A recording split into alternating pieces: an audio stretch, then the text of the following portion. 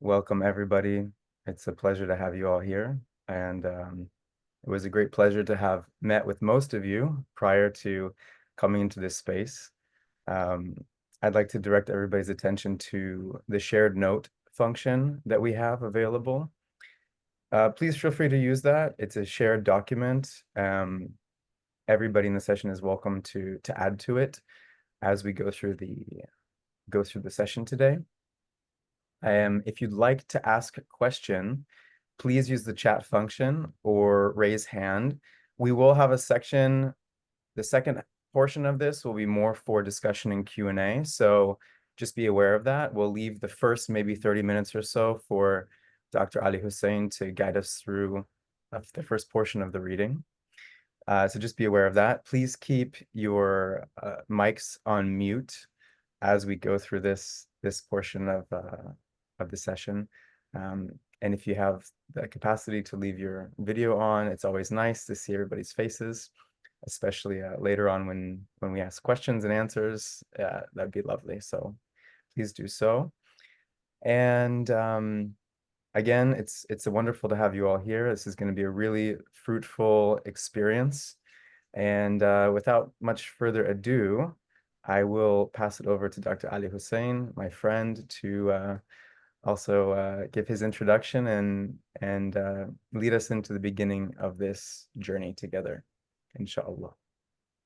الحمد لله رب العالمين والصلاة والسلام على أشرف المرسلين سيدنا محمد وعلى آله وصحبه أجمعين. السلام عليكم ورحمة الله تعالى وبركاته. Peace and love, everyone, and welcome to this really incredible opportunity to meet all of you. And it's a testimony to the relevance of Sheikh Muhyiddin ibn Arabi's, may Allah sanctify his secrets, teachings, that there is over 100 of you who are so invested in taking the journey into his writings. And the signs are aplenty that the age we are living in is perhaps more so his age than the time he lived in almost 1,000 years ago now. As we begin, inshallah, I wanted to mention just a few words in the way of introduction and the significance of Sheikh Muhyiddin.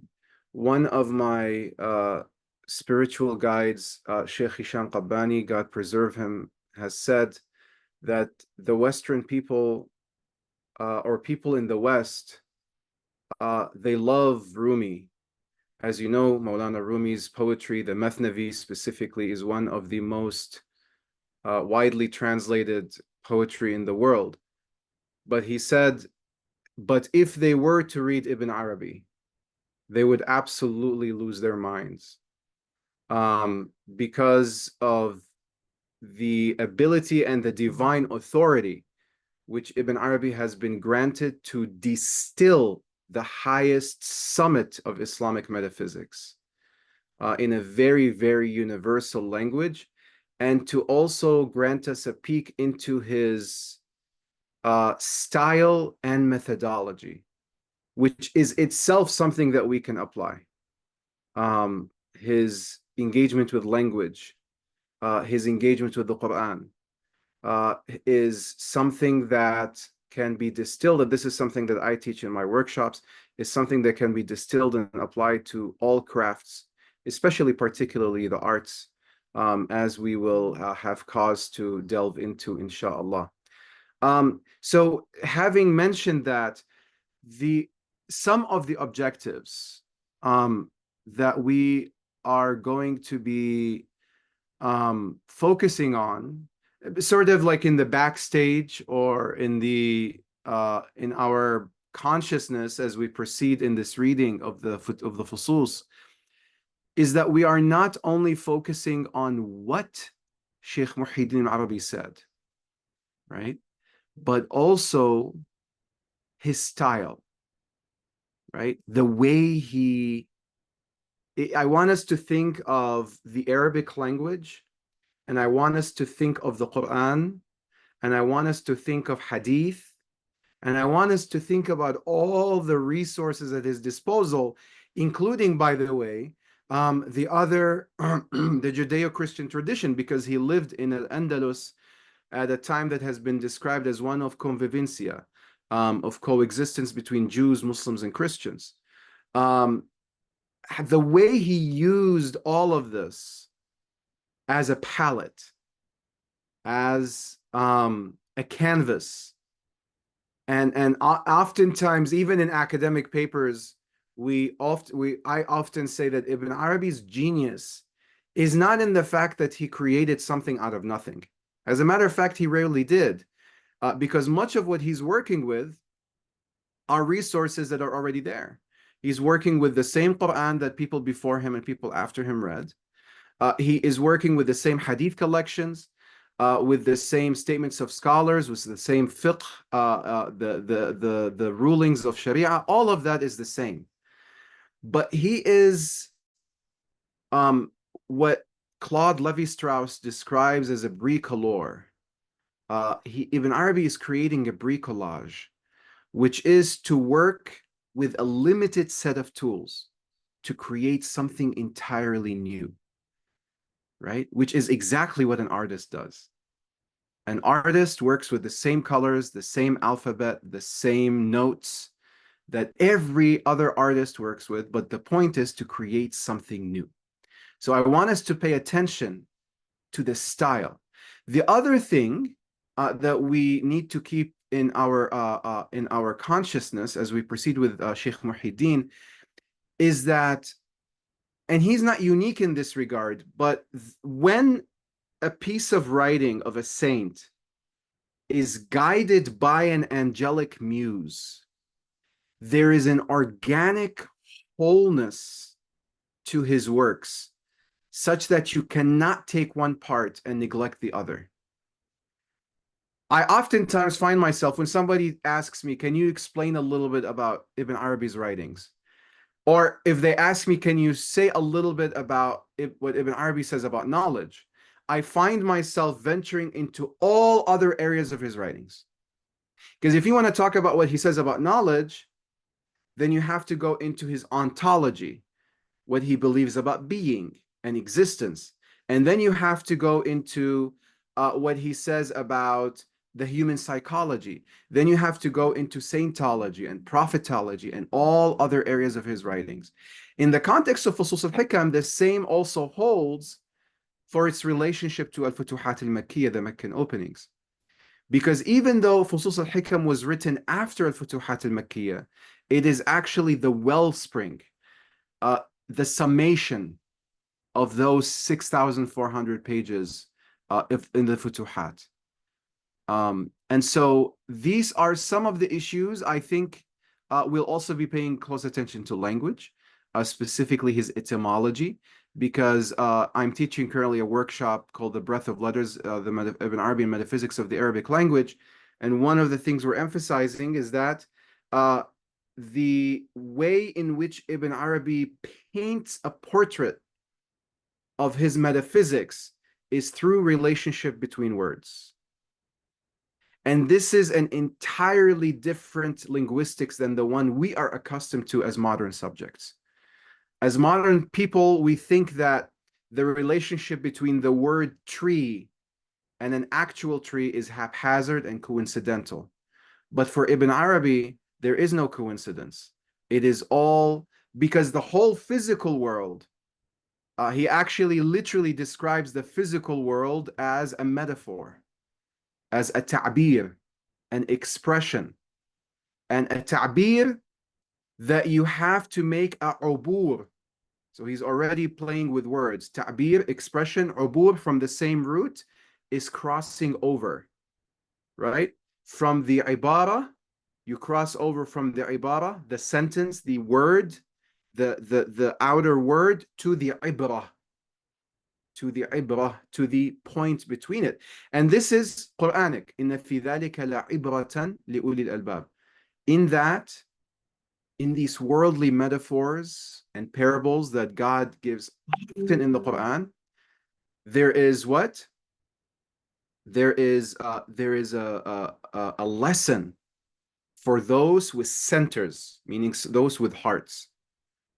So we're trying to be people of ulul albab and always cross over.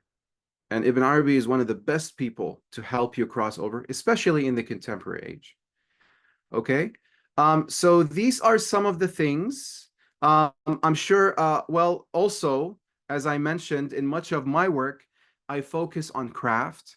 I focus on the arts specifically, because I grew up in a family of artists, and Ibn Arabi helped me at a low point in my life when I had a hard time negotiating Islam with my love for the arts, with my love for music, with my love for painting and sculpture and architecture. And Ibn Arabi helped me heal from that contention and that friction. So most of my, if not all of my workshops are geared towards artists, but it's not only for artists, it's for people of all crafts.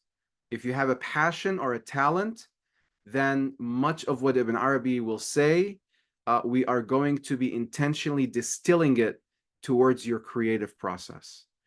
Okay? So I believe that's all the objectives I have. And I will begin by reciting a beautiful prayer that Ibn Arabi himself had written in the Futuhat al-Makkiyah in the beginning, where he explains his method. He basically says, if you have, addressing me and you, the reader, he says, if you have any doubt regarding the veracity and the authenticity and the truthfulness of what I am saying to you, then empty your heart and sit at the doorway of dhikr, of remembrance, and you will see that whatever I am saying is the truth. And Ibn Arabi was adamant about the fact that rational reflection has no access to the spiritual world. It's all about the heart and emptying the heart. And here we have yet another play of words, because the word for rational faculty, aql, not only is it never used in the Quran as a noun, but it comes from it is actually also a verbal noun. Aql is not only a noun to mean the rational faculty, it's also a verbal noun, which means aqlun, which is related to the word iqal, leash. It means to tie together. So aqlun means tying together.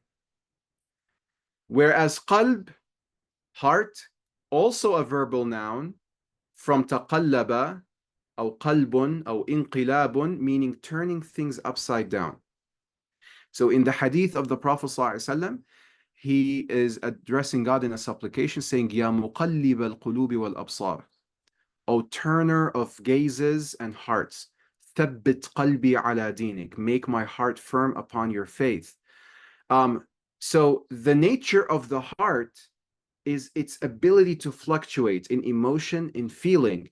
And Ibn Arabi is telling us that the heart is capable of sailing or swimming across the waves of divine manifestations. Whereas the aql, the rational faculty, its dominion is the physical world. Its dominion is the physical world. So what he says here, and I will read it in Arabic and then translate into English, قالوا لنا أن نسلك طريقة أخرى في فهم هذه الكلمات، وذلك بأن نفرغ قلوبنا من النظر الفكري، ونجلس مع الحق تعالى بالذكر على بساط الأدب والمراقبة والحضور والتهيؤ لقبول ما يرد علينا منه تعالى، حتى يكون الحق تعالى تعليمنا على الكشف والتحقيق، لما سمعته يقول أو لما سمعته يقول واتقوا الله ويعلمكم الله، ويقول إن تتقوا الله يجعل لكم فرقانا وقل رب زدني علما. So they, meaning, if you read the writings of saints, they oftentimes will refer, out of adab, out of etiquette, they will refer to saints, although they themselves are saints, but they will refer to saints in the third person as if they don't belong in that group. So they oftentimes will say they, meaning saints, instruct us to undertake another path in understanding these words, meaning his words that he's going to be teaching. And that is to empty our hearts from rational reflections and to sit instead with the real. May he be exalted. And I intentionally did not translate al-Haq as God, because as we will find out throughout the course of the Fusus, is that when Ibn Arabi, the name of God that Ibn Arabi uses is intentional. So he oftentimes uses al-Haq, the real, may he be exalted, in remembrance, upon the carpet or sitting upon the carpet of etiquette, meditation, presence, and readiness to accept what arrives to us from him. May he be exalted until he becomes our learning. But he didn't say until he teaches us. It's really powerful. Because until the real becomes our very learning. Meaning that you have relinquished your will so much that God is the very learning process through which you're learning. Not only him teaching you, he is your learning, right? Until he becomes our learning through unveiling and self-realization. And this is why he chose the name al-Haq, because he wants to say tahqiq. Al-Haq wa tahqiq.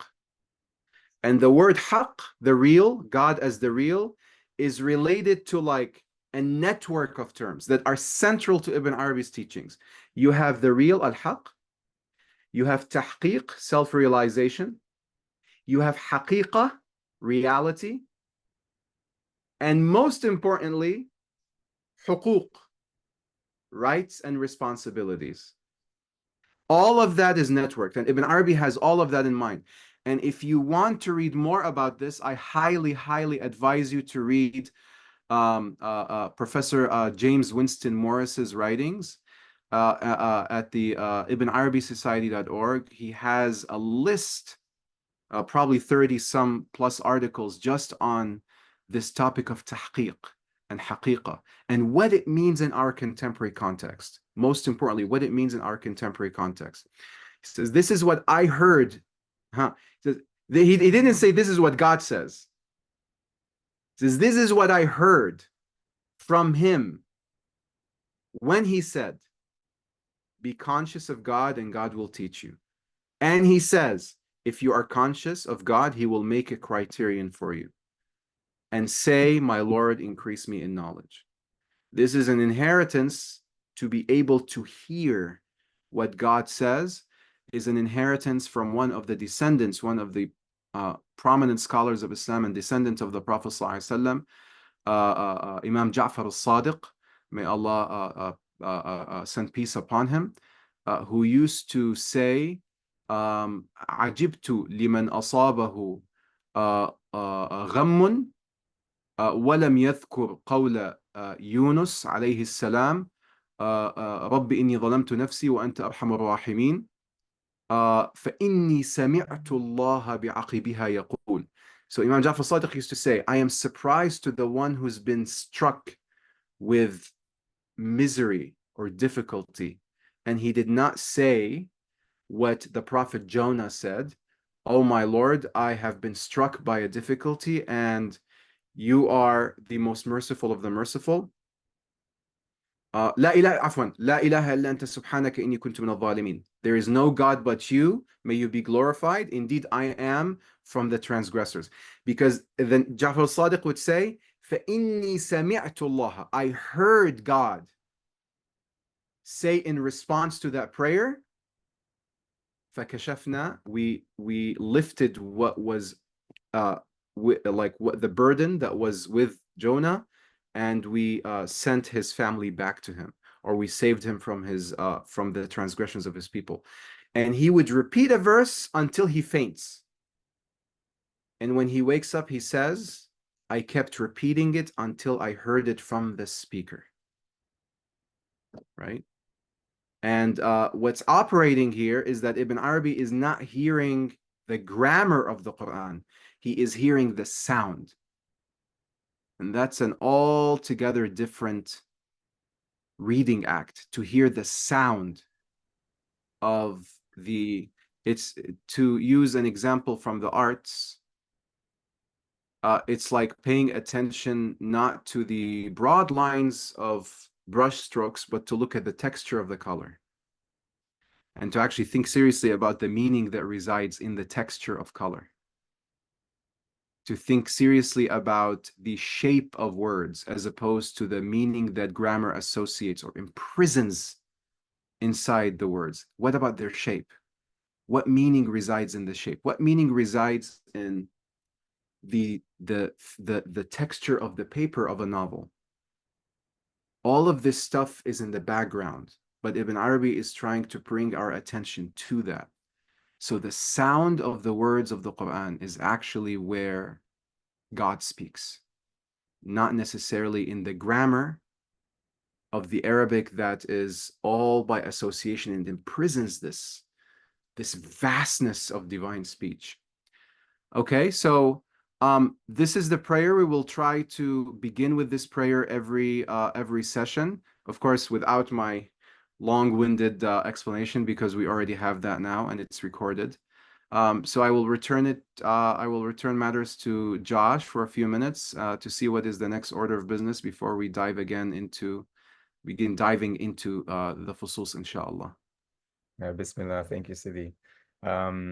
Just on a logistical note, we have the shared note here on the side, and some participants are requesting that when a keyword or term is mentioned, that we add the Arabic as well. And I'll try my best as well to participate in that. But if there's anybody that is using an Arabic keyboard and can easily add to the shared notes, please feel free to do so when Sidi Ali Hussein mentions something, a keyword. He's going to share his screen as well when we start going through the text now. So he might be adding some of these or highlighting some of these words. But yeah, just so everybody knows that we can use the shared note in that way. And let's see.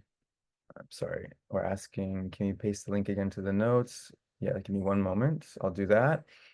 And then, Sidi, if you could share your screen, if you have the PDF available of the introduction to the Fusus. And then we did have a number of people. We asked in the WhatsApp group if anybody would like to volunteer to read aloud, because a part of this process is the embodiment, as Sidi was just saying, about the sound of the text, right? And how vital this is. This is an oral tradition, so we want to incorporate that in our study together. So let me just, is everybody getting access to the note that wants to have access to it? If not, please let me know via the chat. And then if anybody would like to begin taking us into the text, let's see. Yes, Maham, the note function is built into Zoom. If you look on the bottom, if you're on a computer, you look on the bottom of the screen, there should be an icon that says notes, and you should have access to it there.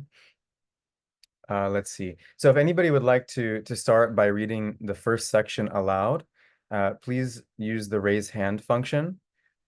Again, on the bottom of the screen, you should see react, and you can raise your hand. And let's see. Thank you, Ruba. Let's see. So we have one volunteer, and we can read it multiple times. Sometimes it's nice to have a 2 or 3 times to really hear it, to really feel what's being said. So let's see. Okay, I think Omran was the first to raise their hand. So if you'd like to unmute Omran and begin with the first section here. Bismillahir Rahmanir Rahim. بسم الله الرحمن الرحيم الحمد لله منزل الحكم على قلوب الكلم بأحدية الطريق الأمم من المقام الأقدم وإن اختلفت النحل والملل لاختلاف الأمم. And let's see. آه. Thank you, Amran. And maybe Hibba Ghanem, would you like to also recite for us the same passage? بسم الله الرحمن الرحيم. الحمد لله منزل الحكم على قلوب الكلم بأحدية الطريق الأمم من المقام الأقدم وإن اختلفت النحل والملل لاختلاف الأمم. Thank you. Is there a third? Anybody else like to recite this one?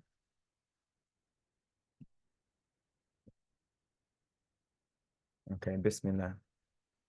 Sidi, do you have any comments on this that you'd like to share with us about any of the key words? Actually, before that, I'll recite the English and then we'll have any commentary. Okay. In the name of God, the All-Merciful, the Compassionate, praise be to God, who by the unity of the path of the peoples and from the most eternal station makes wisdom descend into the hearts You're of... cutting up a little bit, Josh. Excuse me. Can you hear me all right? You're fine. Okay, thank you.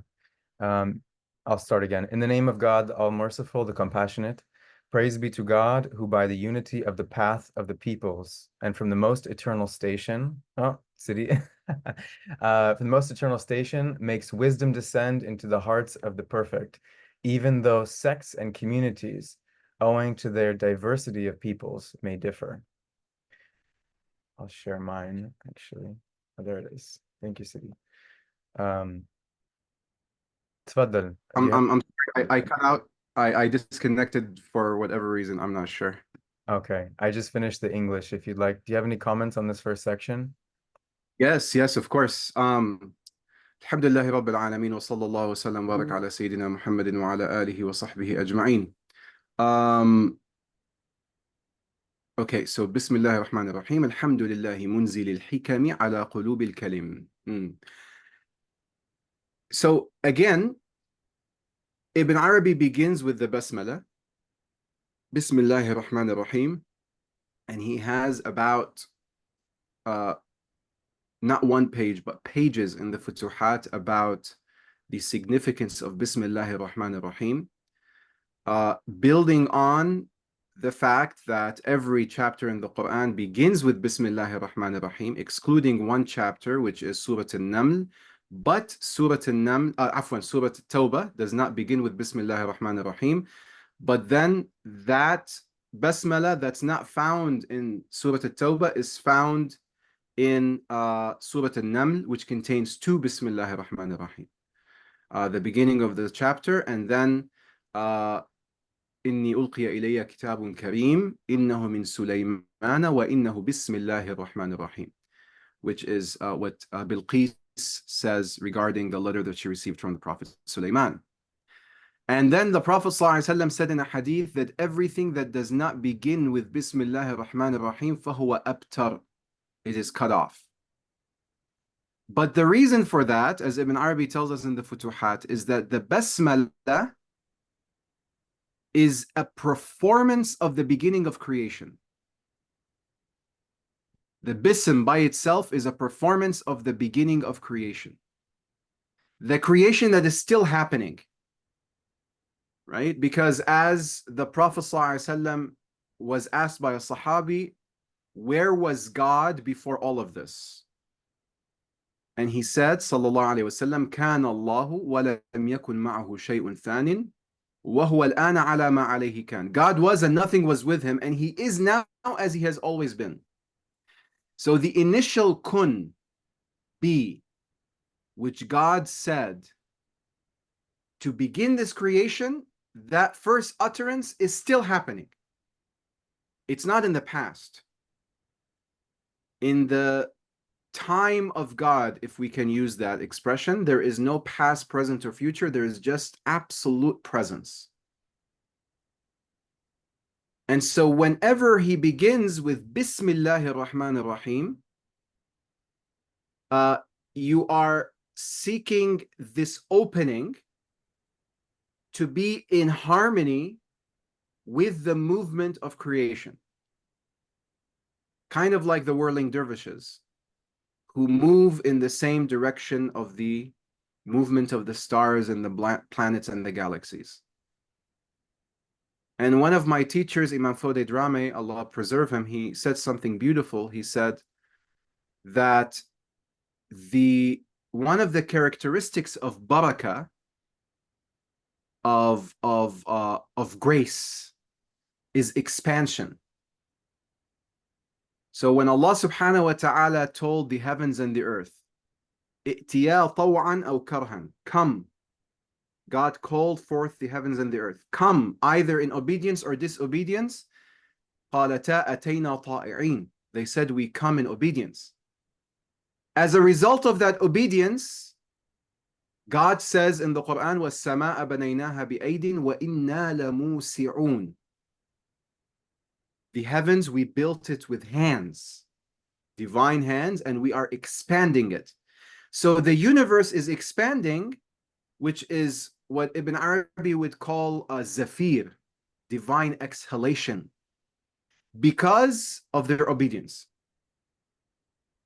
If it was the opposite, if the heavens and the earth had disobeyed God, then we would be in big trouble, because the universe would be constricting more and more and more and more. That is why when Allah subhanahu wa ta'ala describes disbelievers ascending into heaven, وَلَوْ فَتَحْنَا عَلَيْهِمْ بَابًا مِنَ السَّمَاءِ فَظَلُّوا فِيهِ يَعْرُجُونَ. Another verse that it's like فَكَأَنَّمَا يَصَّعَّدُ فِي السَّمَاءِ. I can't remember the verse exactly, but like the disbelievers, because they're not going in harmony with the cosmic movement of divine obedience, if they were to go into heaven, they would feel a constriction in their chest. So the nature of obedience is expansion. And the unfurling, the unfolding of the words of the Fusus is a result of Bismillahir Rahmanir Rahim, because Ibn Arabi is beginning. You will never find a saint who begins his writings without Bismillahir Rahmanir Rahim. But it is not just out of etiquette. This is what I want us to understand. It is because he is perceiving the cosmic movement of going with the divine flow. And he wants that divine flow he wants to be within that divine flow. And being with the divine flow is somewhat of a catch-22 from our human perspective, because you realize you're not in charge of your words. And Ibn Arabi says this directly in the Futuhat, addressing the reader. He says, you might understand my words better than me, because the spiritual state I was in when I wrote them is not my state currently, but it could be your state, the reader. This is why Professor William Chittick, in his commentary on the Futuhat, he says, if we understand that Ibn Arabi wrote the Futuhat over 30 years while traveling on foot, he would receive an inspiration and then ask his students to transcribe. And if we understand that this book of 6,400 pages is not a book of philosophy, but it's also not a stream of consciousness, of complete chaos. There is this organic wholeness to the book and its structure and its style. He says we have no other way than to admit that this book was divinely inspired, the Futuhat, and the same can be said for the Fusus. So this is why Ibn Arabi begins with Bismillahir Rahmanir Rahim. And then he says, Alhamdulillahi. Alhamdu, you will always, and notice, this is very Quranic beginning. It's Fatiha. Bismillah Rahman Rahim. Alhamdulillahi Rabbil Alameen. He begins Bismillah Rahman Rahim. Alhamdulillahi. The al-Ta'rif in Alhamdu has multiple meanings. Two of which, most importantly, is that it's all praise and the highest praise. Again, highest praise and all praise. What does highest praise mean? It means that the most beautiful praises are due to God, are due only to God. All praise means that anything that a creature or a creation of God is praised for, in reality, it is God who deserves that praise. Because Allahu khalaqakum wa ma ta'malun. God created you and that which you do. So alhamdu is horizontally and vertically entirely exclusive to God. And some of us might think that what Ibn Arabi is doing here in his mind as he's thinking about this is that he's saying you should never thank people. You should never thank people because in reality, God is the one who does everything. Why praise people? Except that the Prophet ﷺ said, "Man lam yashkur an-nas lam yashkur Allah." Whoever does not thank people, he will not thank God. Meaning that once you perceive people around you as manifestations of God, then you understand your duty to thank people because you are ultimately thanking God when you thank people. But realize that your gratitude to people is ultimately a gratitude to God. And shirk, if we were to use that term, making partners with God, is not a mental construction to believe that God, there is another God beside God. God has no partners. La sharika lah. But it is to believe in Ibn Arabi's vision of Tawheed that someone exists independently of God. Sidi, we That have someone. one question in the chat. Yes. The question is arising, why are we translating al-haq as the real and not truth? And what would be the difference between these two translations? MashaAllah. Excellent question. By convention, when we use al-haq as a name of God, we use the name the real, because if you wanna look at the idea of what is reality and what is falsehood, then truthfulness, which we usually actually use more the root of saddaqa to attest to the veracity or the truthfulness. So sidq is like truthfulness in Arabic. Usually we use that, as is the description of Abu Bakr as-Siddiq, the one who is always attesting to the veracity and the truthfulness of the Prophet ﷺ. Because for Ibn Arabi, the fabric of the universe is ontological. In a certain sense also, what is real, what is existent and being, is synonymous with light, with nur, and is synonymous with goodness, and what is, because the hadith of the Prophet ﷺ, al-dhulmu dhulumat yawm al-qiyamah, injustice is darknesses on the day of judgment. So if that's the case, then truthfulness or justice is light. So truth, Islamically, metaphysically, ultimately follows what is absolute reality. Follows what is absolute reality. From a certain perspective, certainly, absolute truth is absolute reality. But because there is also this network of terms having to do with rights and responsibilities and reality, haqiqah, and tahqiq, self-realization. So when you look at it from one perspective, yes, self-realization certainly has an idea of bringing out inner truthfulness. But there is this also deeper notion of manifesting your disposition, manifesting your inner dispositions, inherent dispositions, which Ibn Arabi calls ista'dad.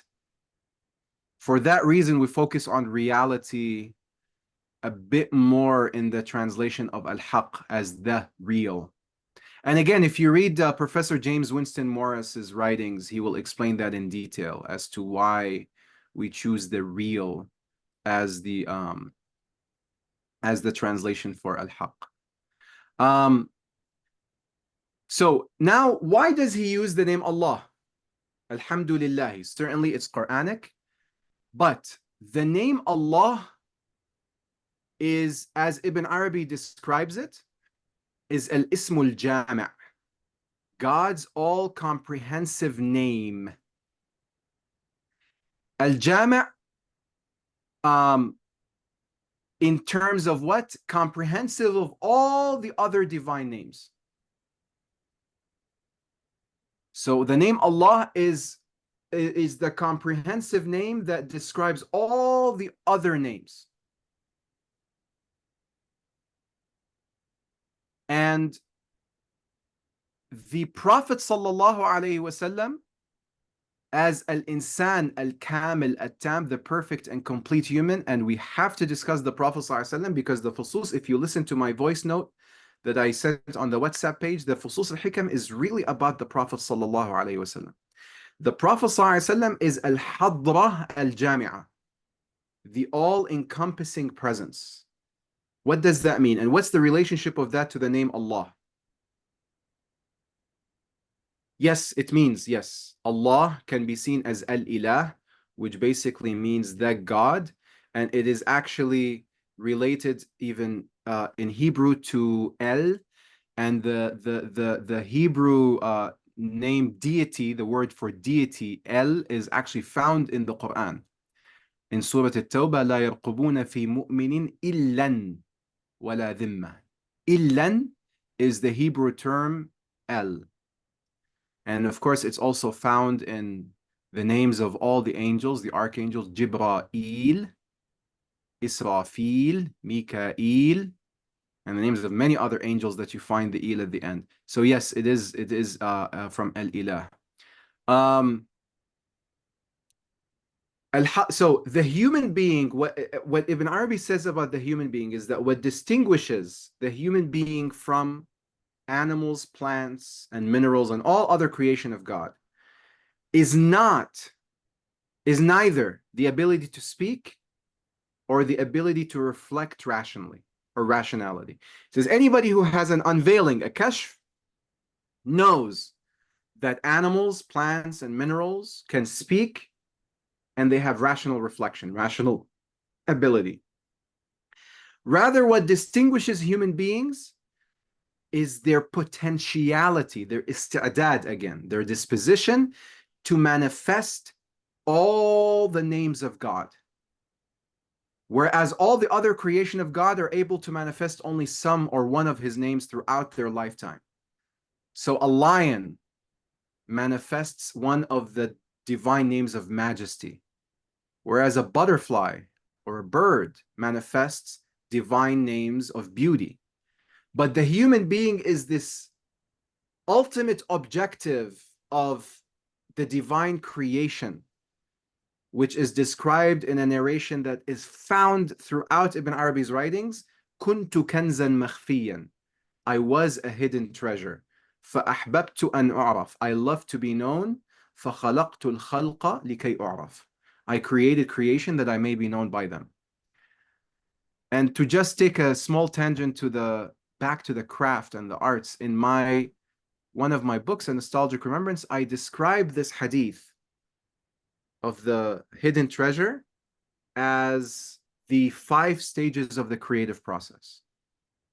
كنت كنزا مخفيا is like a creative block, right? فأحببت أن أعرف is the sudden rush of creative inspiration, right? فخلقت الخلق is the externalization of the creative process, externalizing or translating the inspiration into a work of art.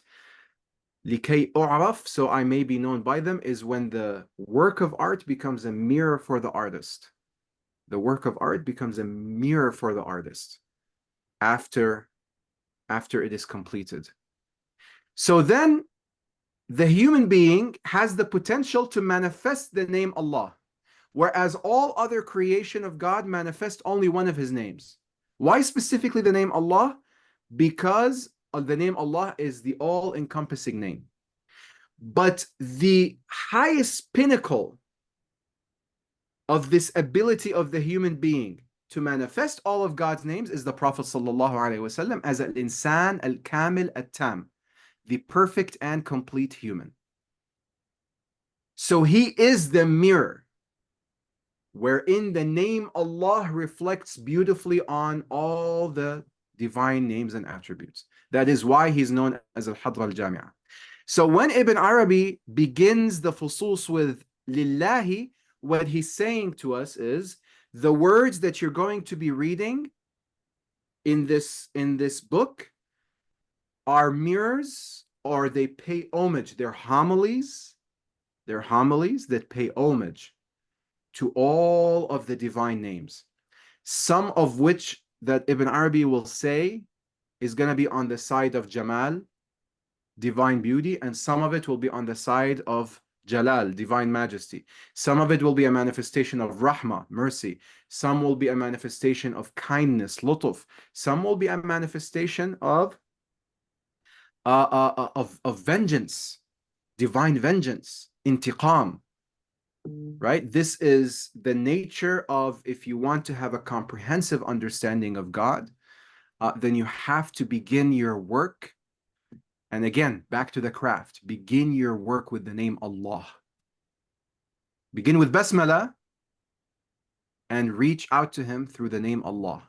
That way you can have an expansive, and you can cultivate in yourself this all manifesting mirror of divine names and attributes. Munzil al-Hikam. Why did Ibn Arabi begin with Hikam? Because he has in mind. So Hikam is the plural of Hikmah. And CD Josh, I'm sorry, I don't know how to open the notes. I tried to open the whiteboards, and when I try to open the whiteboard, it says that you have to stop sharing. Let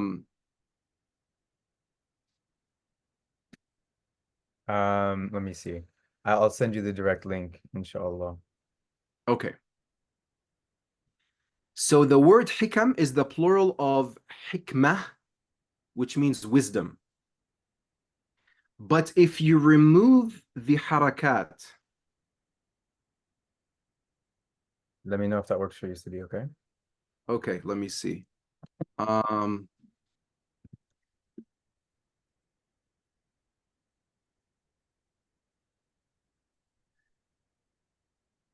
The word hikmah is wisdom, but if you remove the harakat from hikam, you get this interesting situation, because Ibn Arabi says harakat, diacritics, are like the facial features.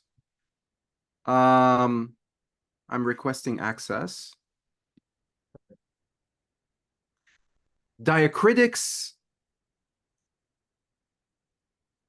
are, or the shape of letters. Letters are nations. Letters of the alphabet are nations from those that God created, Ibn Arabi says.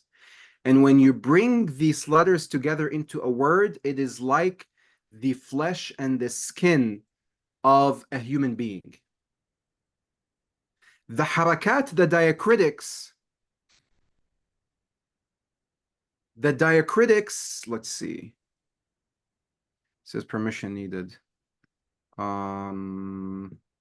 Sidi, I also sent you the Word document instead of the PDF if you want to open that. Easier to edit. So if I, where did you send it? Via WhatsApp. Okay, let's see.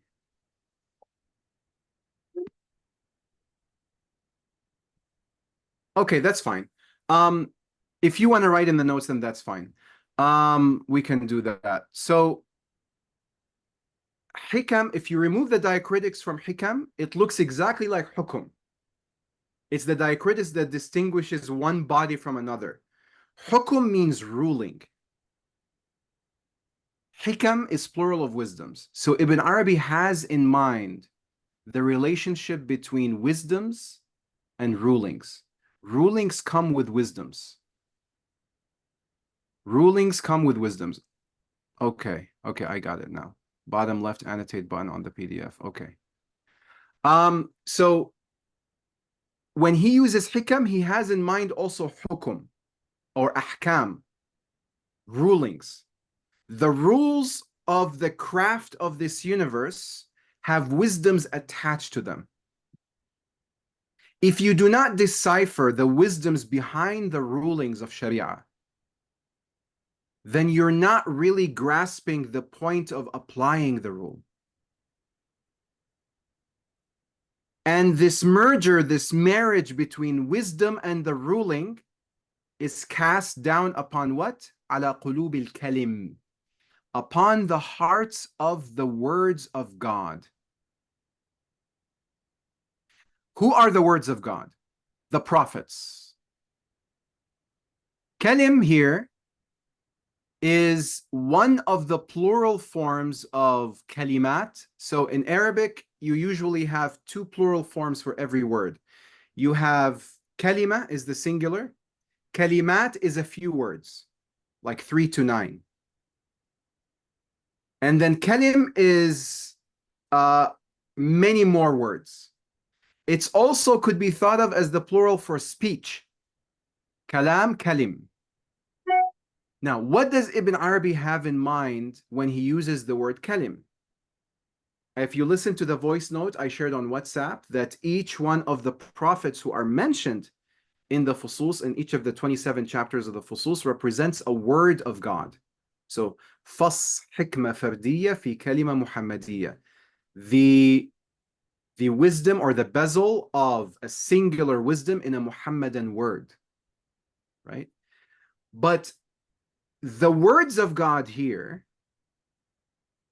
the word kalim, that's why he used the plural form kalim as opposed to kalimat, ala qulub al-kalimat, because he wants us to pay attention to the idea of wounding,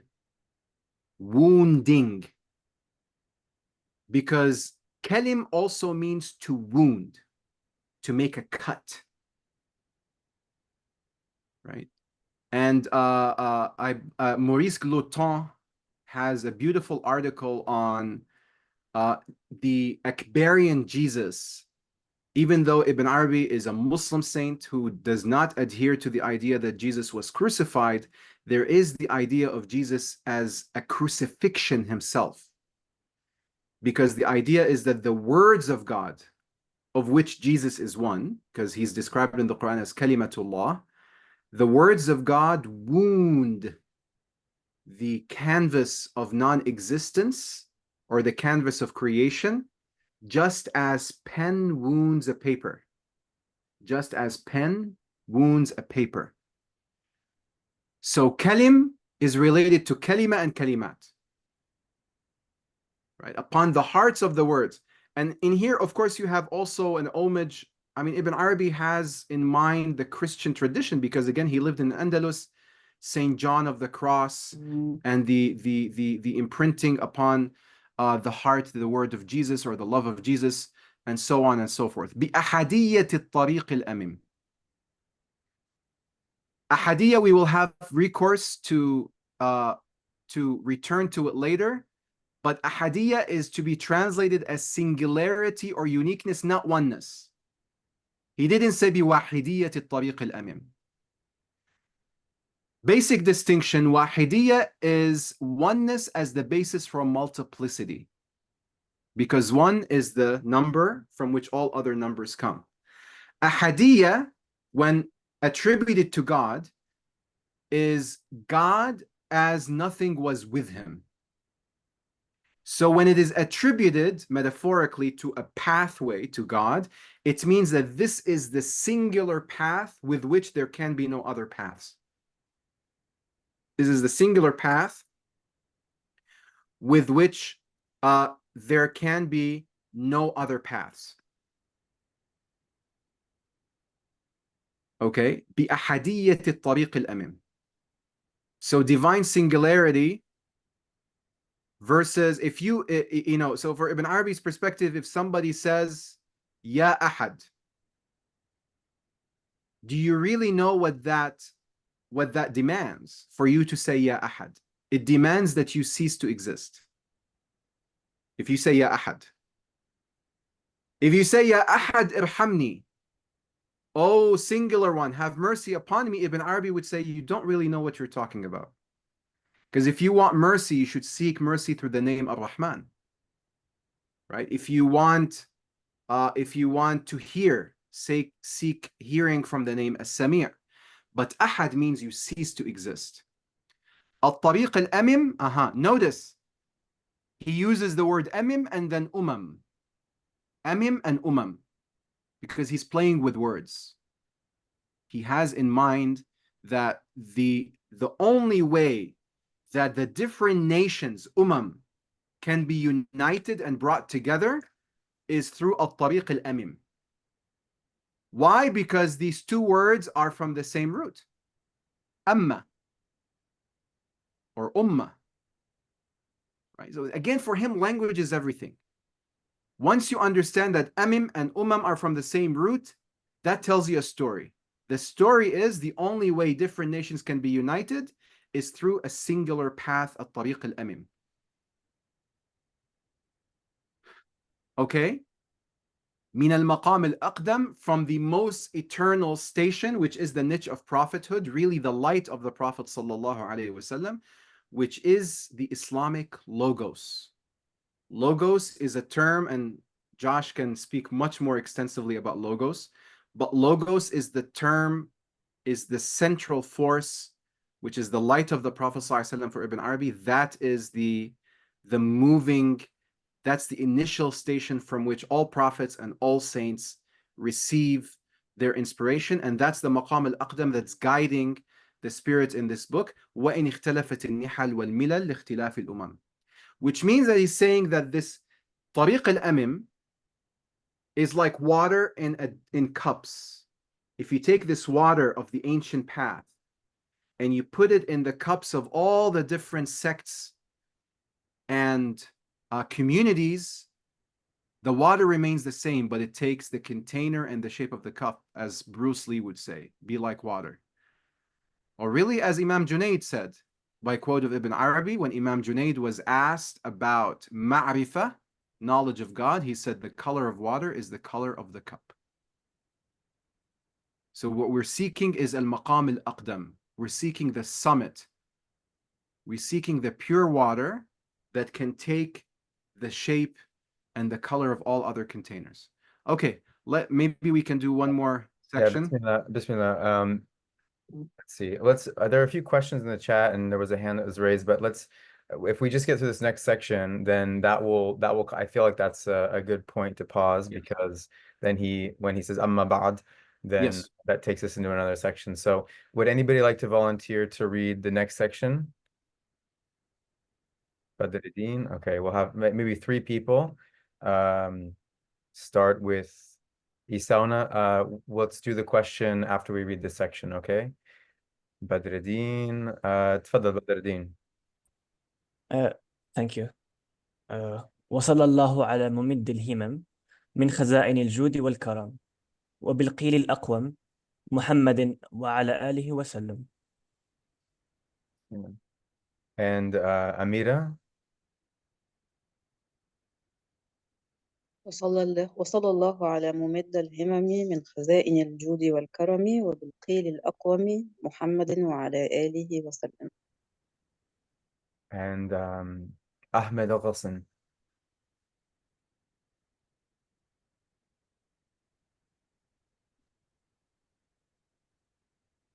Ahmed. السلام عليكم. وعليكم السلام. أما بعد فأني رأيت رسول الله صلى الله عليه وآله وسلم Ahmed, the one before that was sallallahu ala mummida.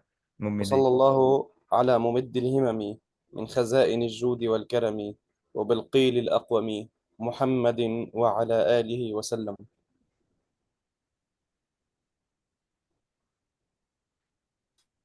Anyone want to continue? We'll pause there. Sidi, should we pause here or should we continue on to the next? I think we can pause here and we can say a few words about Mumidd al-Himam, Okay. the one who grants strength or extends forth. Himma for Ibn Arabi is a very specific term that means intentive energy. We tend to think of himma as just motivation or ambition. But Ibn Arabi has a specific description of saints who, through their himma, they can bring an object from their imagination into physical being through alam al-khayal, the imaginal world. And he says that saints are of two ranks in their himma. Those who can imagine and what they're doing is they're not creating something out of nothing. Their gaze is extending into a realm of imagination, alam al-khayal, and they're able to project by divine permission that object as it exists in alam al-khayal to make a khayali, an apparition, a projection of that in the physical world. But one rank of saints, they have to maintain their gaze upon it in order for it to remain in the physical world. If they were to move their gaze from it, it would disappear. Then the higher ranking saints are those who, even if they remove their gaze from it, it remains there as long as they, by divine permission again, as long as they want it to remain there. So himma is intentive energy. The ability, you can think of himma as the ability to perform miracles, the ability to effect change in the world.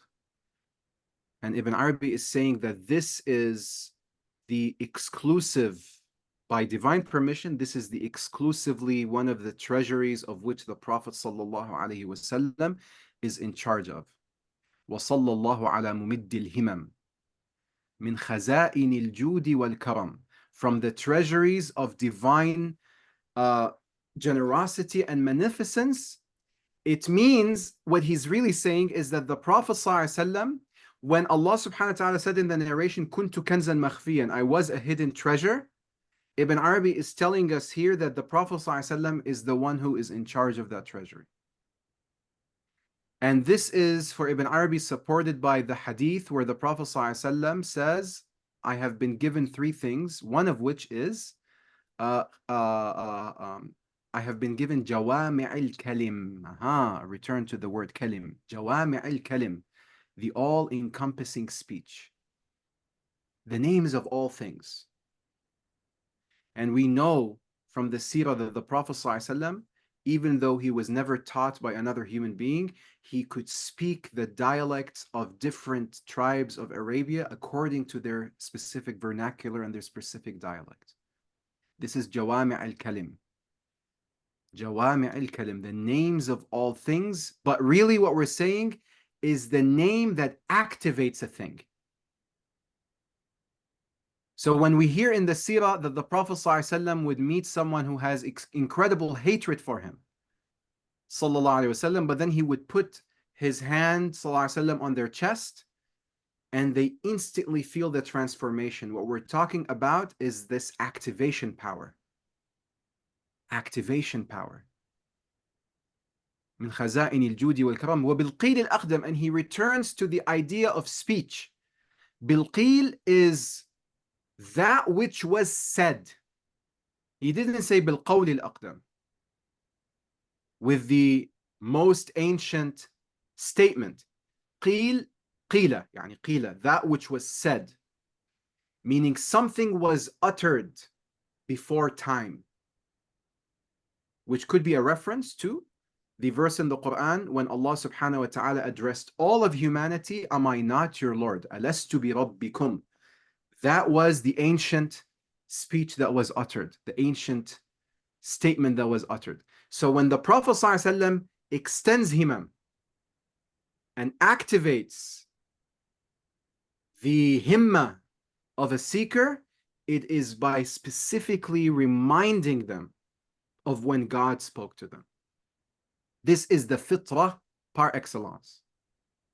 Fitrah, which is related to the name al-Fatir, is to remember your ancient conversation and your ancient covenant with God, at which point he granted you everything that you need to know in order to return back to him. You get access to the cartography and the roadmap that leads you back to God, which is your disposition, your predisposition to know yourself as God knows you to a certain degree. And much, much more can be said about that, but I wanted to leave. We'll stop here. If anybody has any questions or whatever, CD Josh, you have in mind. But please know that we could spend easily an hour on each one of these sections. But because Ibn Arabi's writings, he revisits many of these tropes, inshallah, we will return to them throughout the course of the sessions. Yeah, inshallah. And I think that just for everybody's, to have in mind that this being the first session and this being the introduction to the text, that we definitely want to spend more time really sinking in to the words of Muhyiddin. And again, just as Sidi Ali said, familiarizing ourselves with some of these key terms that he'll be using over and over again. And so we might be able to move quicker through latter portions of the text. But we're just setting the foundation, the set and setting, the context, so that we can do that and we can do it on the same page. And mashallah, it's so rich, like you said, Sidi, that we can spend so much time on a single word if we really take the etymology and expand it. So with that, I know there were a couple of questions that arose in the chat. If anybody would like to raise their hand and ask, let's see. Maham, go ahead. Assalamu alaikum. Am I audible? Walaikum salam. Yes, you are.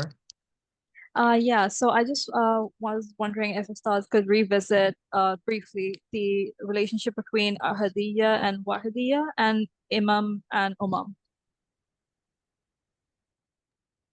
MashaAllah, Jazakumullah khair. Ahadiyya and Wahidiyya.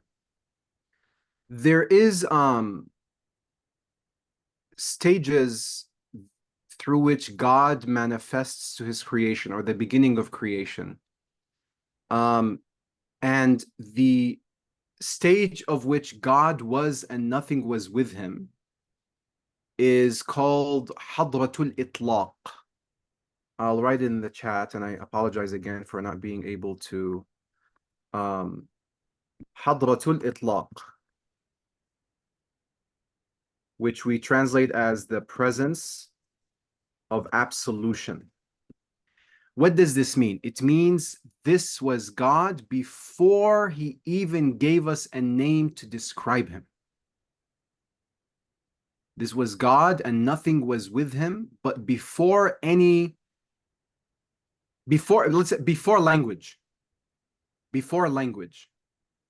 the presence of silence and stillness.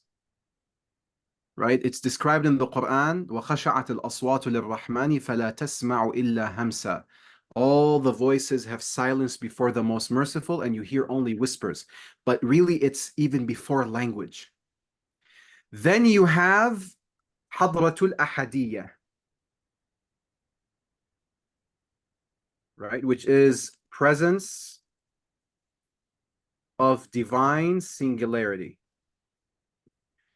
Divine singularity means God in his names and attributes, but nothing else. God in his names and attributes and the names that we know, but nothing else. No creation. So Ahadiyya, singularity and uniqueness, means that there is only God and no other creation exists. But then you have Hadratul Wahidiyya, which is the presence of oneness This is where, as Ibn Arabi would describe it, he calls it al-muhadara al-azaliyya. In a book called At-Tanazzulat al-Mawsaliyya, the divine inspirations that came down in Mosul, because Ibn Arabi, yeah, exactly, subhanallah, that's a statement from Ibn Ata'illah al-Sikandari, subhana man athbata al-wujuda bi wahdaniyati sifatihi. Glory be to the one who established existence through the oneness of his divine attributes, wa tamas al-wujud, and he annihilated or effaced existence through the singularity of his essence. Bismillah. This is a perfect description. Al-Muhadara al-Azaliyya is the most ancient conversation. Yeah? So in this most ancient conversation is where that God, there was a divine, and Ibn Arabi emphasizes we're only speaking in these terms in order for our logic, our limited minds, human minds to understand. But the Muhadara al-Azaliyya is where there was an inner divine monologue, sort of to say that creation is going to manifest. But that there is this basis for creation. It's also relationships, nisab, that there is in Wahidiyya, there is a relationship between Rabb, Lord, and Marbub, the one who receives the care of the divine Lord, who is Al-Abd. There is a relationship between Rahman and Marhum, between most merciful and the object of mercy. A relationship between Musawwir and Musawwar, between the one who grants form and something that is granted form. That is the presence of Wahidiyya. And this is also described in stages of Tawheed that Ibn Arabi describes, that Tawheed is at the highest level, Tawheed is that, understanding or experiencing or tasting the singularity or the oneness of the divine essence, which we would call Ahadiyya. Right? And then Tawheed al-Asma', right? And the Sifat, to claim and understand the oneness of the divine names and attributes, which is described here by Ibn Ata'illah, Wahdaniyati Sifatihi, right? And then Tawheed al-Af'al, the understanding the oneness of God in his actions in the world. That all actions that happen in the world are interactions between divine names. So this is basically the understanding of singularity, Ahadiyya and Wahidiyya. Ahadiyya means God in his singular and unique essence, nothing is with him. Wahidiyya is God in the oneness of his names and attributes as the basis for the multiplicity, the kathra of the universe. I hope this helps, inshallah. Osama, تفضل. Assalamu alaikum, Sidi. Wassalam wa rahmatullah. I just want to understand the purpose of using the plural al-Hikam in Munzil al-Hikam as opposed to the Quranic verse in Surah Al-Baqarah, verse 269, يؤتي الحكمة من يشاء ومن يؤتى الحكمة فقد أوتي خيرا كثيرا وما يذكر إلا أولو الألباب. MashaAllah. Beautiful question. Beautiful question. Because Ibn Arabi, again, if you look at if I write al-Hikam without the diacritics, if I write al-Hikam and it looks like this, okay, this could be al-Hikam, which is wisdoms, or al-Hukum.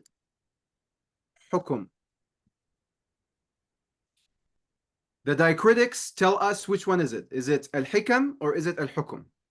So Ibn Arabi has this in the back of his mind, that there is this ambivalence in the pronunciation, and ambivalence that actually tells you that there is a relationship between wisdoms and rulings. But the reason why he's describing it in the plural, because Ibn Arabi says that the divine command, when it descends from the divine presence, it goes through stages. It descends from the divine presence, then it arrives at the divine throne, and at the divine kursi, which is the divine seat, or the stool, as they would say. The command comes, arrives from the divine presence, singular, such as al-Hikmah. That's why yu'ti al-Hikmata means the Hikmah is coming from the divine presence, singular. Al-Amr Wahid. Ibn Arabi says often, Al-Amr Wahid wal-Isti'dadat wal-Nisab takhtalif. The command is one like water, but the containers are different. And so the command appears different. He says when the singular command leaves the divine presence singular, when it reaches the throne, it divides into either a command, amr, or khabar, into a divine command or news. This is because if you look at the verses of the Quran, it is either commands and prohibitions or news of the past, present, or future. He says, so the amr, kun, be, leaves the divine presence singular. When it reaches the divine throne, it divides into command, and by command he means both command or prohibition, and also news.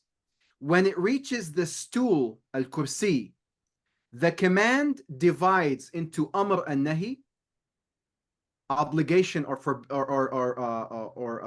forbiddenness, something that you should not do. And then the khabar divides further into past, present, or future. This is the nature of a nisab al-ilahiyya. The divine relationships to creation are different, but the amr is one. So when he's saying al-Hikam, the plural, he's saying after it has divided into the different containers of the hearts of the different words of God. But in their relationship, they're singular. It is one hikmah.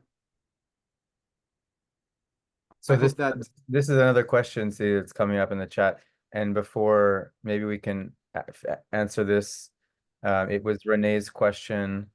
Let's see.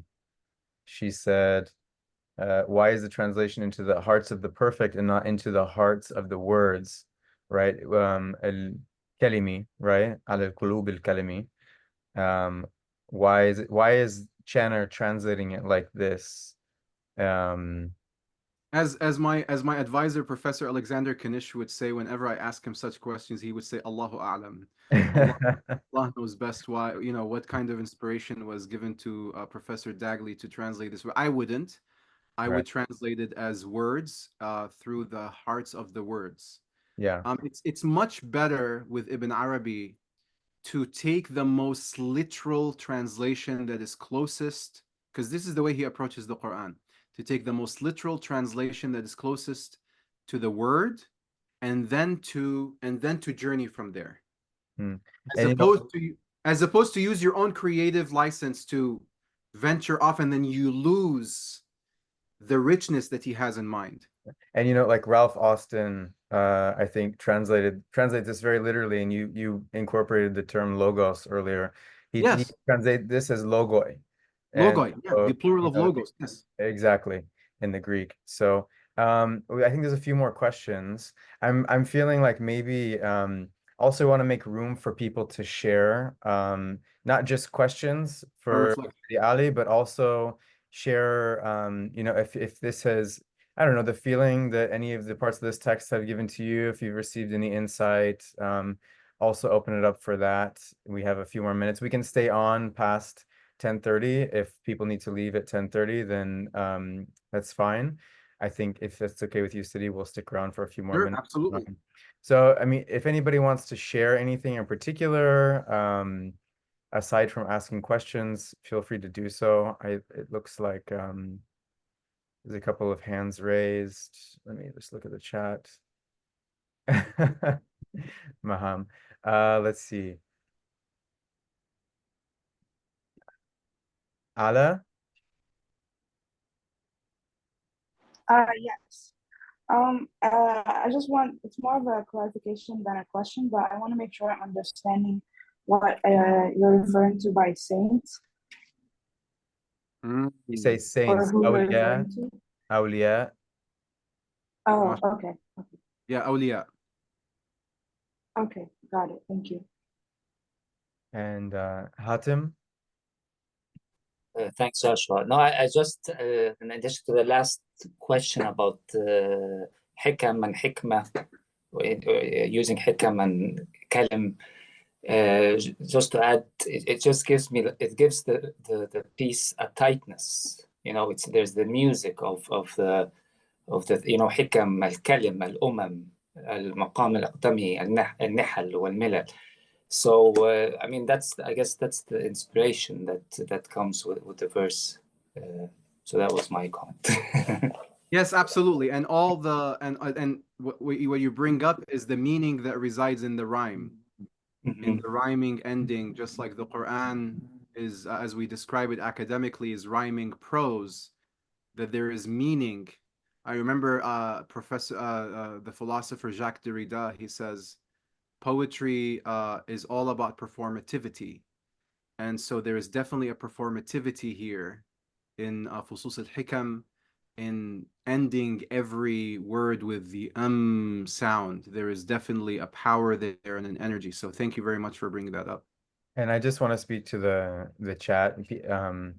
Ruba is mentioning that she felt that this is a little complex to understand, and I think that we do need to make note of the fact, recognize the fact that this is not, the Sheikh's work is not necessarily, you know, entry level Arabic at all, and also the concepts that he's using, and that it's a world that we're entering into, and so that this may take time, and I think that that's why Sidi Ali is investing a lot of energy in kind of providing this foundation for us, and that this is a longer journey that we'll be on together.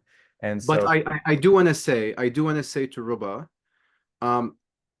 everything that Ibn Arabi is talking about, you already know, because he specifically says in the Futuhat, he says learning is not gaining anything new, it is an act of remembrance.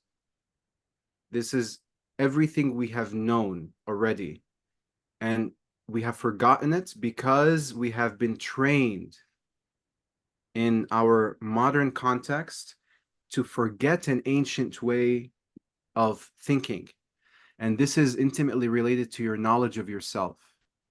So once that unlocks, everything that we've said here is going to make perfect sense. And even if you don't understand the nuance, it could be one word that Ibn Arabi says and everything will fall into place, because this is not linear learning. This is, you know, it's an ascension. It's a spiraling ascension where you're ascending up and you're revisiting areas that you've visited before, but in a different state of being.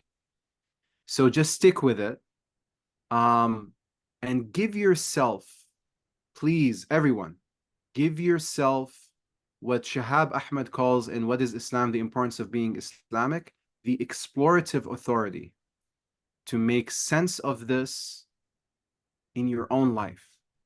The meanings that this unfolds in your own being, have the confidence to entertain that. As the Prophet ﷺ said, seek counsel from your heart, even if they give you counsel. So trust the process and just go through it, inshallah. MashaAllah. And I want to just also put a note in there for the Mashraba community on WhatsApp that we've created. We have a space, 3 different groups: the Fusus, the reflections, and the connections. So the Fusus is specifically for if anybody wants to discuss after the in-between meetings, Arabic, anything specific related to the text, questions. But then also the connections is for if you want to connect outside of this, if there are other things that you want to share, resources, that. But then reflections is also open for people as we move through this process. If you're experiencing things, insight, unveilings that you'd like to share with the group, it's open for that. And so, you know, to try and create a holistic sense of community where this is our pole, you know, the station that we meet at once a week, but then throughout the week, there's also the opportunity to share. And I also want to just say one thing: Ibn Arabi, being known as Ibn Aflatun, this is very Platonic, Sidi, what you said about remembrance. It's central to Plato's philosophy. And in Greek, it would be anamnesis or anagoge, to take something back, to remember. And he says this is the whole process of healing, essentially, right? Is remembering our true nature, remembering our fitra. And I'll just say that much on there. I'd like to, and then we have a few more people. Hopefully we can get through quickly so we don't take too long to close out. But Hussein Rafai. Yes, hi CD Joshua and hi CD Ali. Thank you so much for this opportunity. I just have a comment on the question about the hikmah and the hikam. I think that Sidi ibn Arabi used this as an intertwined way of explaining that part if possible, because I'm really getting into knowing Sidi ibn Arabi way of writing, as Sidi Ali how can I say, assured us that we should really pay attention to the styling and the style of how he wrote. So I think this is really because the difference of the speaker. So in the Quran, when he said al-Hikmah, yu'ti al-Hikmah man yasha, so he's really aware that God is really aware of who's giving, who he is giving that hikmah to. While in the Fusus, he's saying munzil al-Hikam ala qulub al-kalim, meaning that the difference hikam, or the difference in the wisdom, is bestowed upon different hearts. So each heart can has the correct piece of hikmah. If that possible, is that correct understanding, Sidi Ali? Yes, that falls right in line with what we're saying, that he's looking at the notion of wisdoms from the presence of multiplicity, from the singular water of divine wisdom in the singular, as it takes different shapes and colors and containers of the hearts of the different prophets. And by the way, the reason why he chose prophets specifically, or has in mind prophets, is because prophets are the niche from which wilaya, sainthood, emerges. And then seekers are the ones who follow the awliya. So the saints. So يَوْمَ نَدْعُ كُلَّ أُنَاسٍ بِإِمَامِهِمْ, on the day that we call each people with their imam, with their leader, with their guide. So it's this different shapes and colors that have like following in the footsteps. But you're absolutely correct. Thank you so much. The other thing I want to comment on is وَصَلَّى اللَّهُ عَلَى مُمِدِّ الْهِمَمِ, because this is a really interesting statement, because my sheikh used to say that that's a tafsir إن الله وملائكته يصلون على النبي فيا أيها الذين آمنوا صلوا عليه وسلموا تسليما. And he says that since the prophet is الحجاب الأعظم, فصلاة الله على الرسول إمداد وصلاتنا على النبي استمداد. وكان يستشهد بقول الإمام الشافعي في كتابه الرسالة: فلم تمس بنا نعمة ظهرت ولا بطنت نلنا بها حظا من دين أو دنيا أو رفع عنا بها مكروه فيهما أو في أحدهما إلا ومحمد صلى الله عليه وسلم سببها والقائد إلى خيرها والهادي إلى رشدها. صلى الله عليه وسلم. And this is one of the things that he used al-Judi wal-Karam, and also Sheikh al-Shafi'i used it. والهادي إلى رشدها. Allahu Akbar. That's all. And I want to reiterate something that Sidi Kafani mentioned in the chat, as well as something that you hinted towards, Sidi Hussein Rifai, is that without, Ibn Arabi himself said in the prayer that we read in the beginning, that in order to truly taste what he's talking about, you really have to as the Prophet ﷺ said, keep your tongue moist with the remembrance of God. And it's interesting because one of the names of the Prophet ﷺ is dhikrullah. One of the names of the Prophet ﷺ is dhikrullah, the remembrance of God. And it is mentioned in Dala'il al-Khayrat by Imam al-Jazuli. If you read the 200 names of the Prophet ﷺ, one of his names is dhikrullah, the remembrance of God. So salawat, sending salawat upon the Prophet ﷺ is the only act of worship. And there is difference of opinion amongst the saints with this, but this is the position I adhere to. Salawat upon the Prophet ﷺ is the only act of worship that is accepted from you regardless of your condition. Regardless of your condition. And I remember asking a saint in the Tariqa Tijaniyya from Mauritania, because I was going to visit Morocco for the first time, and I asked him, I said, what advice do you have for me? And he said, listen, if you read Quran without wudu, without ablution, it's considered makruh. If you read Quran while with a major ritual impurity, then the Quran might testify against you on the Day of Judgment. It's a big deal. The only act of worship that you can recite, regardless of the condition you're in, is salawat upon the Prophet ﷺ, because it's not coming from you. It's coming from God. Inna Allah wa malaikatu yusalluna ala nabi ya ayyuhalladhina amanu sallu alayhi wa sallam. You're participating in a divine shower. You're stepping into a divine shower. And I will also say that in our minds nowadays, it feels like reciting salawat or doing dhikr is a very specific religious act. But I challenge all of you, especially those amongst you who are artists, send salawat upon the Prophet ﷺ and then step into your studio and see the openings that you will receive. See the incredible, because the Prophet ﷺ as the logos, the reality, is the very stuff of creative inspiration. And one of my teachers, Dr. Umar Farooq Abdullah, he says every beauty you see in the world is a mirror of the beauty of the Prophet ﷺ. And one of my teachers, Habib Umar bin Hafidh, he even said during a session when people were reciting qasidas in his house, he said the reason why human beings love beautiful voices. He didn't say qasida, he didn't say recitation of the Quran. He said beautiful voices, as-sawt al-jameel.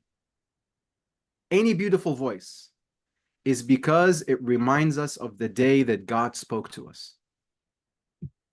Right? So when God spoke to us, we heard the divine voice and then we perished. Because from the ecstasy that we felt of the divine voice, we perished.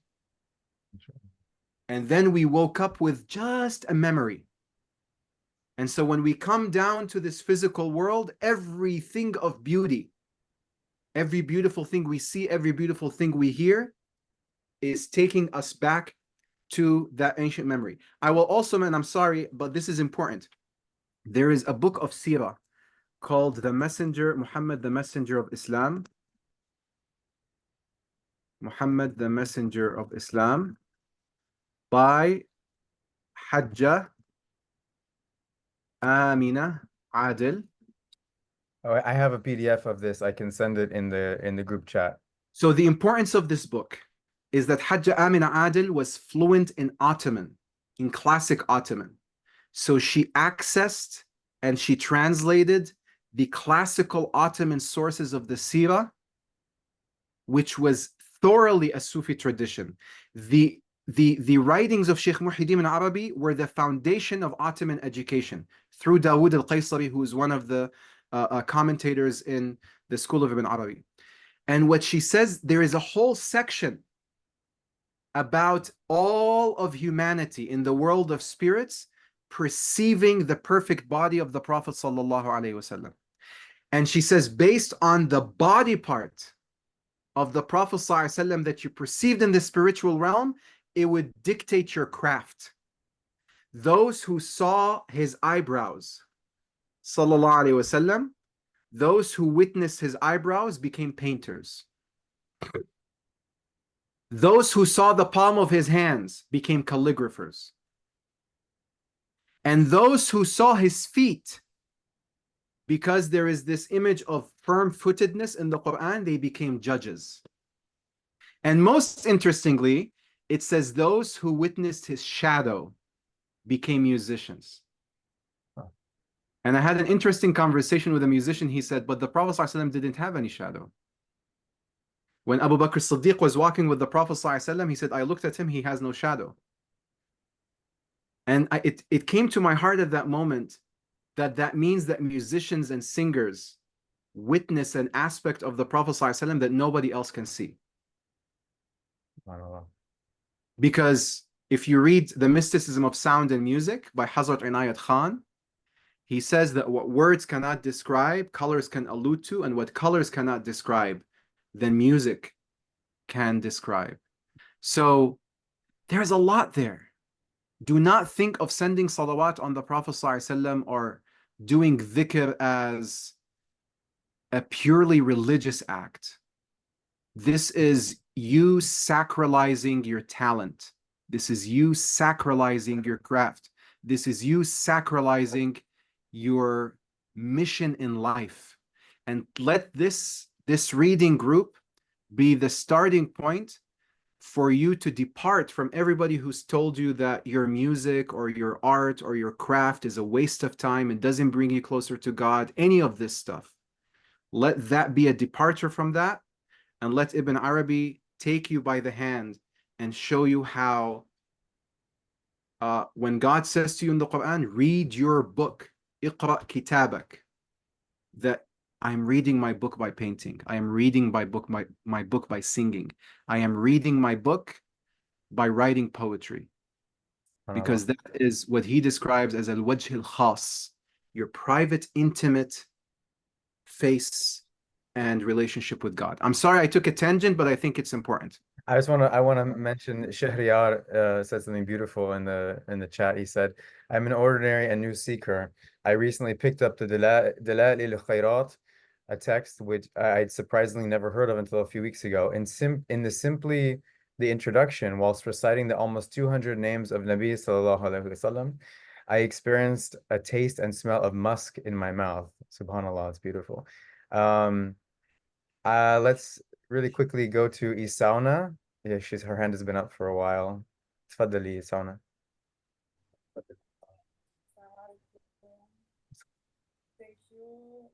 Your volume is very low. Can you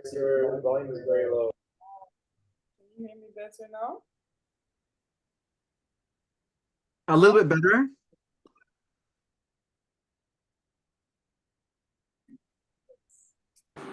Let me try like this. Is it better now? Better. Much better. All right. I was on my speakers. All right. Assalamu alaikum. I want to thank you. First of all, shukran. Thank you so much for bringing your light, sharing your light. Thank you so much.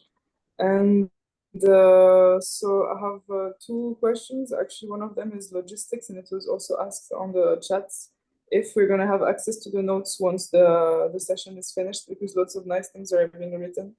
And since it's a little bit complex, definitely we're all going to win from common notes. So can we still have access to them once our session is over?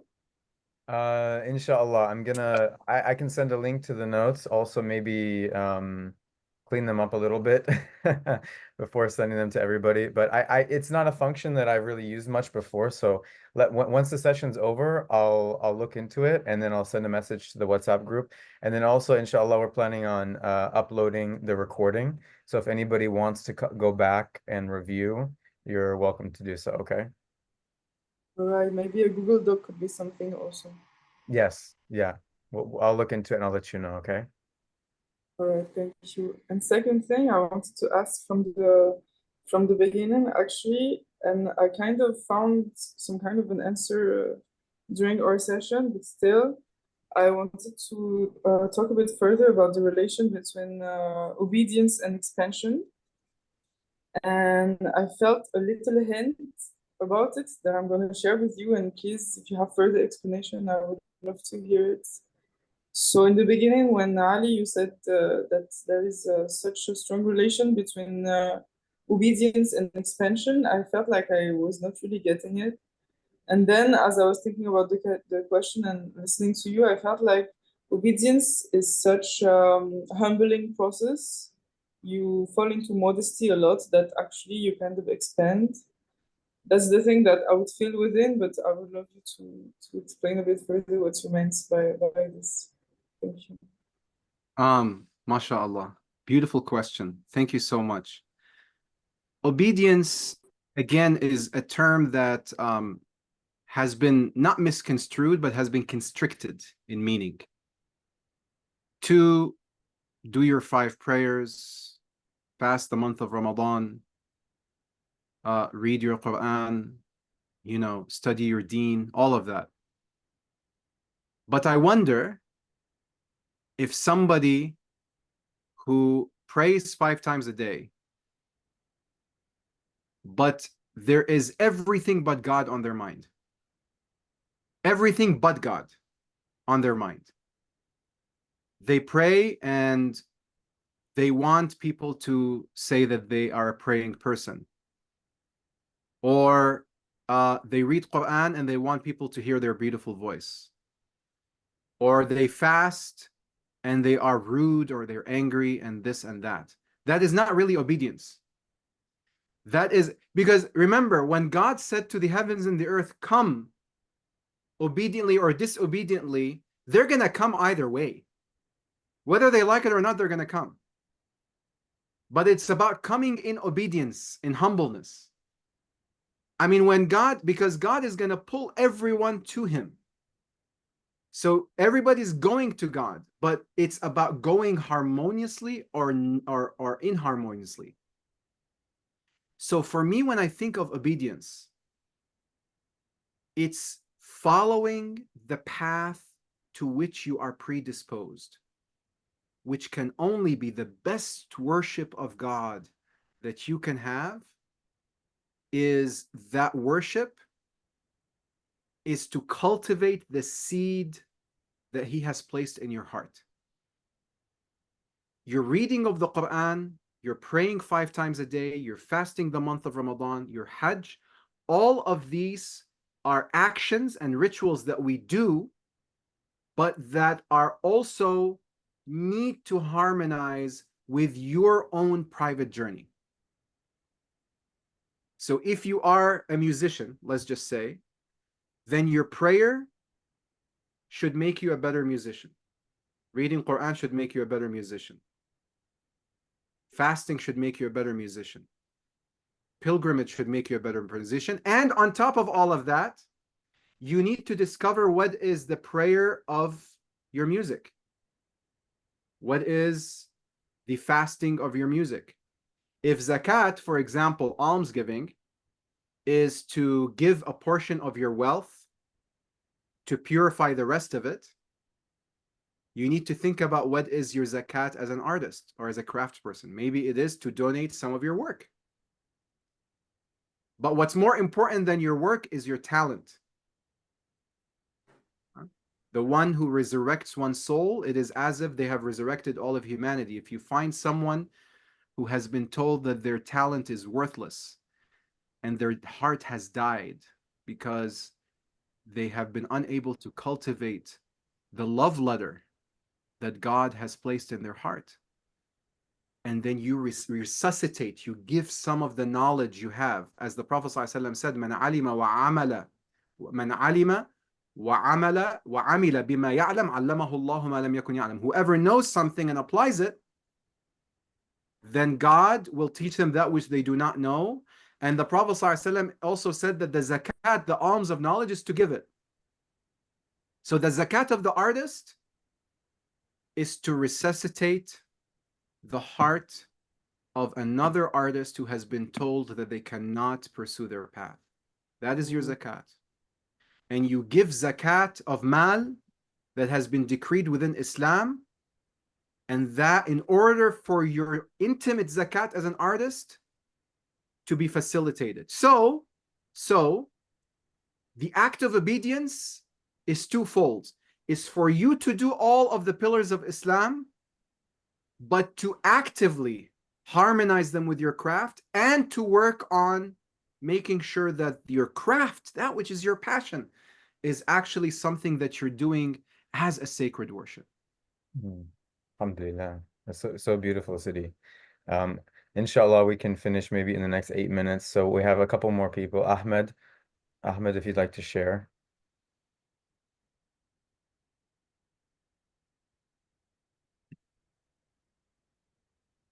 Give him a second. Ahmed, are you there? Or we can. Yes, Assalamu alaikum again. Fadal. Okay, so for Dr. Ali. The bake. Okay, Assalamu alaikum. Alaikum salam. I was working on a paper to explain reason and reason. So reason as a sabab and reason as a aql. MashaAllah. So when I was writing it, I like discover تعرف الأوزان العربية. I wish to write about فعل. There's no وزن as a فعل. So حكم هي على وزن فعل. فعل نعم. I will work on it. I will write this paper about فعل, but and I will send it, but I will not work about it on it as an Arabic specialist, because I'm not specializing in Arabic. I have a degree in philosophy, and I will write it. I will write it from a philosophical background. So, and we'll share it with you. Please. Inshallah. Thank you, Ahmed. And Rad?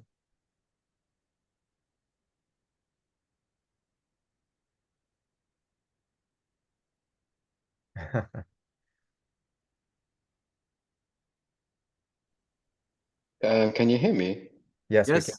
Yes, mashallah. Okay, Assalamu alaikum. Alaikum salam. Peace and blessings be upon you all. How do I go back here? Sorry, this is the first time I've used this Zoom. I'm a bit of a dinosaur. Okay. I seek refuge in the perfect word of God from the evil of what he has created. Okay. First of all, I loved everything and I love this whole thing. So peace and blessings to everything. What we're doing right now is beautiful. This is a very complicated, very complex, and I just want to psychologically go back to like Shakespeare was just like what 460 years before us. And from Shakespeare's world, the language was extremely hard and no one can truly understand this kind of language. Then from Shakespeare's time to Ibn Arabi's time, talking about 399 years, this is another world of another language, another dynamic completely.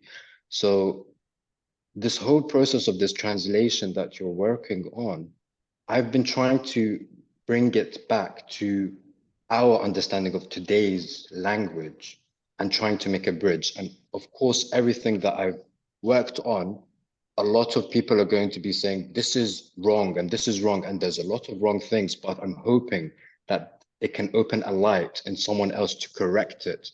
And so I want to just say 2 points, just so that people can not misunderstand me and understand my intention is pure, is that Muslims do not make Islam great. Islam makes Muslims great.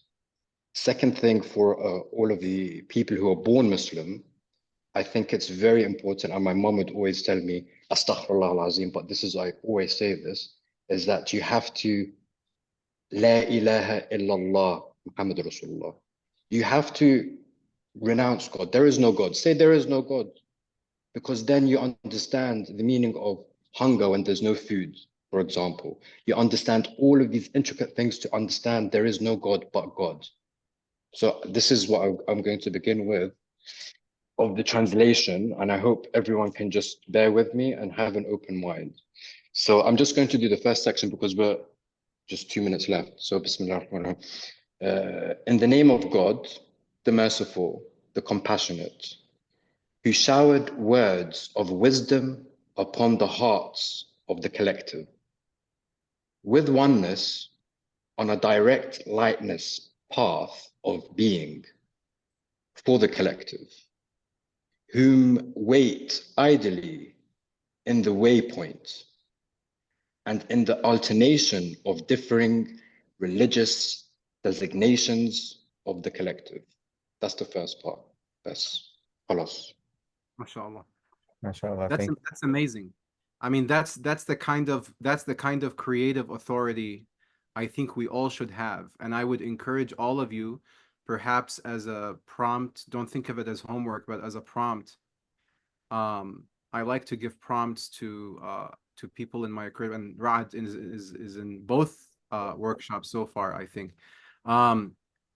Think about that first section that we translated, or even if the second section if you want, and make a translation of it that is specific to your craft. What does it look like? What does rules and wisdoms look like in your craft? What are the rules and wisdoms in your craft? What is what is intentive power in your craft? What is ancient station? All of these key terms that we covered. What is real and truth and rights and responsibilities and self-realization? All of this. What does it look like in your craft? I don't know if Ibn Arabi did this in his time, but I know that this is what we're supposed to do in our time. Because as Ra'ad mentioned, that this is an understanding and an approach to language that we are looking at that is ancient. That is ancient. But I believe that artists today, Muslim, non-Muslim, it doesn't matter.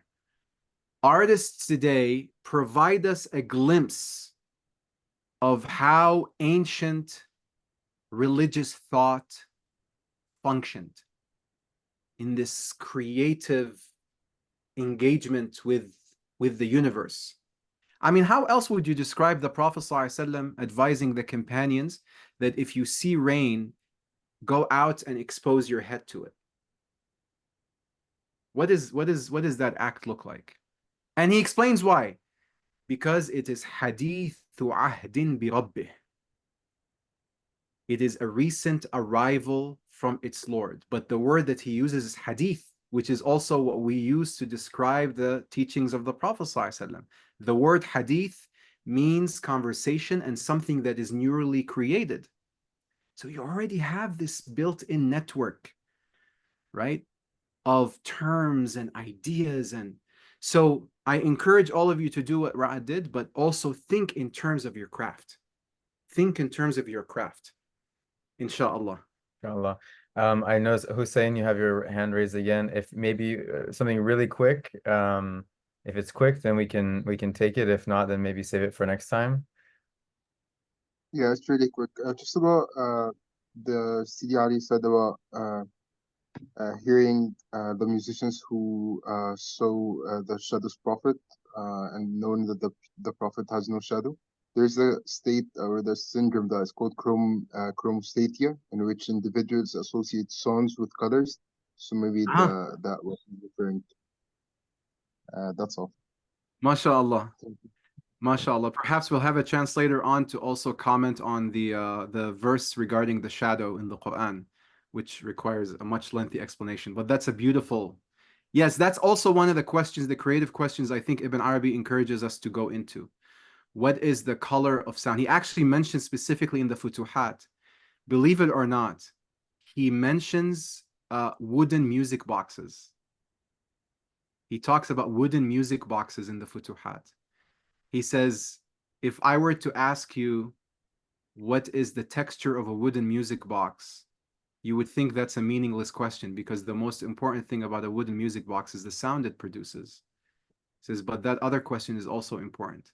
So I think it's important for us to think about the texture of sound, the sound of color, the smell of words, right? These are all metaphysically spiritual questions. right? So thank you for that. Yeah. Well, subhanallah, alhamdulillah, this has been a beautiful first session. Thank you everybody for your presence and participation. Thank you very much, Dr. Ali Hussein, for leading us in this study and bringing all this wisdom. Jazakumullah khairan. And if anybody has any questions, thoughts, of course, feel free to use the WhatsApp between sessions. My suggestion is that we meditate, we contemplate this introduction and continue to read through it. Can read through it many times, you know, take notes on it. Whether in the English or the Arabic, you know, predominantly we want to focus on the Arabic, but if the Arabic is not accessible to you, focus on the English, like Raad did, make your own translation. And inshallah, we'll see you all next week, and we will upload the recording and share the notes.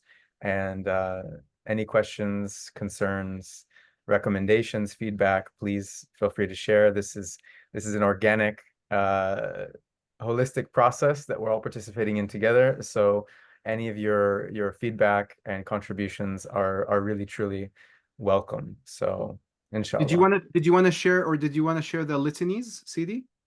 Oh yeah, so Sidi Ali Hussein has translated the Awrad of Ibn Arabi, and he very kindly has provided the group with the PDF of the complete Awrad.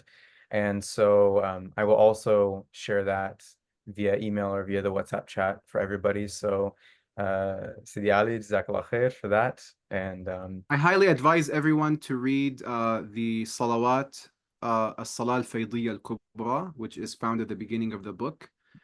And if you can, read the prayer of protection once a week, Hizb al-Daw al-A'la, Hizb al-Wiqaya. And then if you would like, you can also read his litanies of the day of the week. The night comes before the day. So like today is Sunday. So tonight, Sunday evening, you would read the litany for Monday night, because in the lunar calendar, the day begins at Maghrib prayer, the dawn, the sunset prayer. So Sunday night, you read the night of Monday, and then Monday morning, you read the day of Monday. But whichever of it you want to read, you go ahead and do that, inshallah. That will, I feel it will help build your connection to the Sheikh, inshallah. inshallah. Okay. Thank you, everybody. And we will see you next week. Inshallah. Assalamu alaikum. Wa alaikum salam.